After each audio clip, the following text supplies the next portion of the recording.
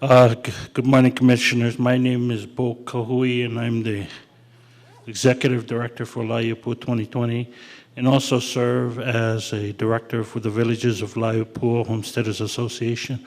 With me on my left is an agent from Ikaika Ohana Inc., Delene Osorio.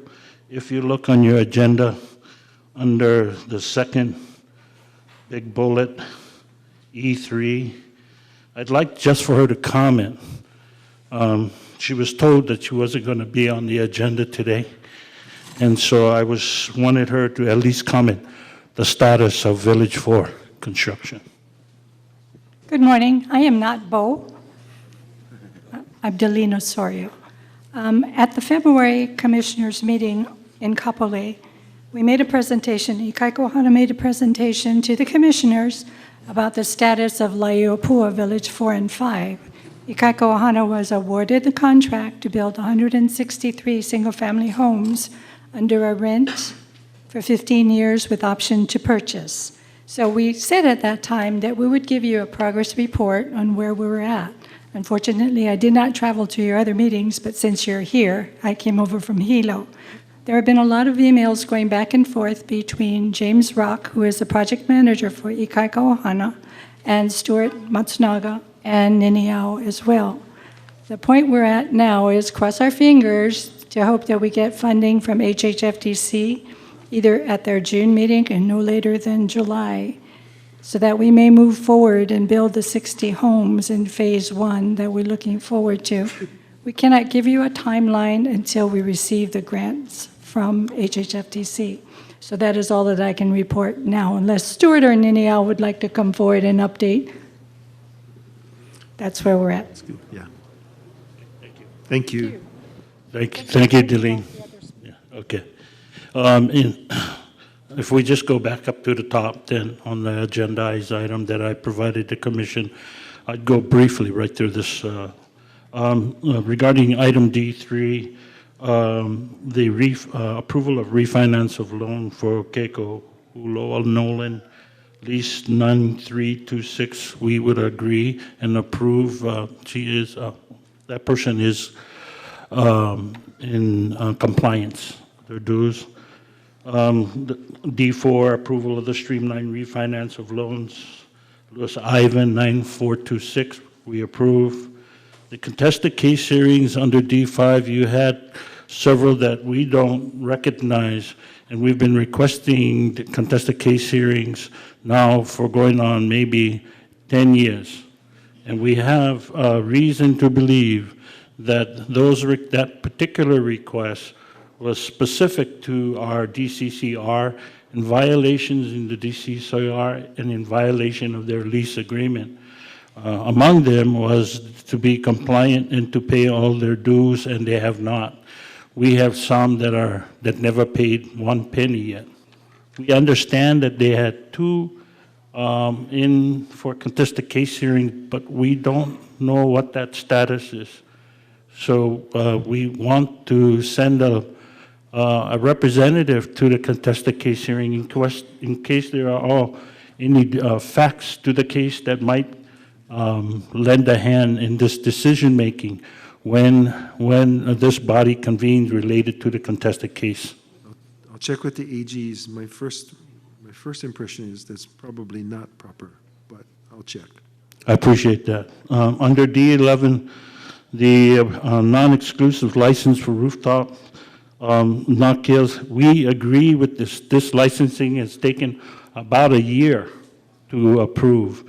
And under B, the approval of non-exclusive license for rooftop systems, we have procedural concerns as to why it takes so long. Once again, I think when it takes a year to get a PV on your roof, the system is broken. We need to fix this because it's affecting our homeowners' disposable income. They're supposed to save money, and if they're saving money, they can take that money and go use it for elsewhere, education and so on, food and so on, and medical and so on. F1, right of entry permit to non-beneficiaries, and F2, license number 471 484, 485, and 500. These are licenses to non-beneficiaries totaling 10,000 acres. So we would request that when you review the approval for this extended license, that these licenses take into consideration the amount of pastoral leases and those that are waiting on the pastoral lease, including myself, how long I've been waiting, 30 years now, plus maybe. So while we're giving non-beneficiaries 10,000 acres to ranch, what about beneficiaries when it relates to the approval of these extended licenses? I don't know the facts. All I do is read the agenda, and I look at that, and I appeal to this commission because as a Native Hawaiian, I'm entitled to ranch. I cannot wait too much longer. Might not be able to get on the horse. But I want to ranch. I always wanted. I came before this commission, I believe in 1990 or prior to that, with a ranch plan, which was required by this commission to go through CTAR. That's the university. And I submitted my plan. No sooner than I submitted it, they did away with the program. So this might be an opportunity, actually, for us to reinvent these lands and repurpose these lands for beneficiaries who want to do ranching. And the Mauna Lea legacy lands might also be queued into the queue in which we should use for beneficiary use. I'll be brief with a couple more items here. The North Corner Water Storage Development, Laʻiʻōpua, brought that initiative before this commission to receive 24,000 units, 24,000 water units. And we've been moving forward. We appreciate the department's putting up $1 million. As far as I know, we received word from Belt Collins that the program is moving forward, and the owner is still committed to the project. So that's key, right? I mean, if the owner then decides to go cold feet, then we're going to be out of money. The regional plan update, item B under section 2, we did the February 27th regional plan update, and the beneficiaries came up with this priority list. And if you look closely, there's one, the North Corner Water Source Development Project is #1 priority. Number 2 was this HEMA development that it's not related to our priority, but rather the department's priority to build housing. And within that HEMA did not include ability for those that are above 80% the AMI, average to medium income. And then they get leapfrog for those that are below 80% the AMI. So meaning you might have been on the list, but if you cannot qualify to go into this development because you make too much money, then someone else is going to go before you.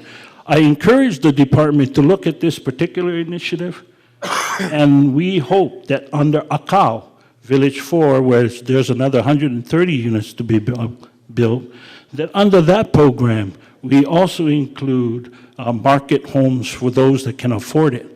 Not all Hawaiians are poor. We are hardworking people. And we can afford, some of us can afford. So I understand the program to go ahead and help our beneficiaries. The number 3 big project was the Kona District Office. Number 4 was a renewable PV energy. The number 2 big project we had was the Honokau Harbor Commission. You have before you also included, that was issued to you, an information packet that only offers you a sketch of the project, which I submitted to you in Molokai last month, and then a rendition of what the building would look like. We are coming before this commission and seeking to go and encumber these lands under the association for us to improve our own self-identity, self-sufficiency, and self-reliance.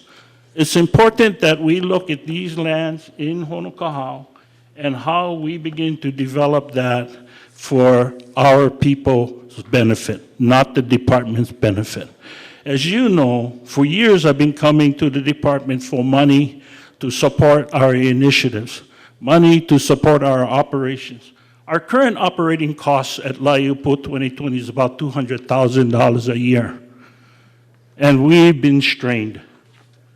But this particular initiative allows us to encumber income, get income, so that we can sustain our programs and services to our community, provide language, Hawaiian language program, provide our aquaponics program, do the stuff we say we're going to do to provide what the community wants in our community.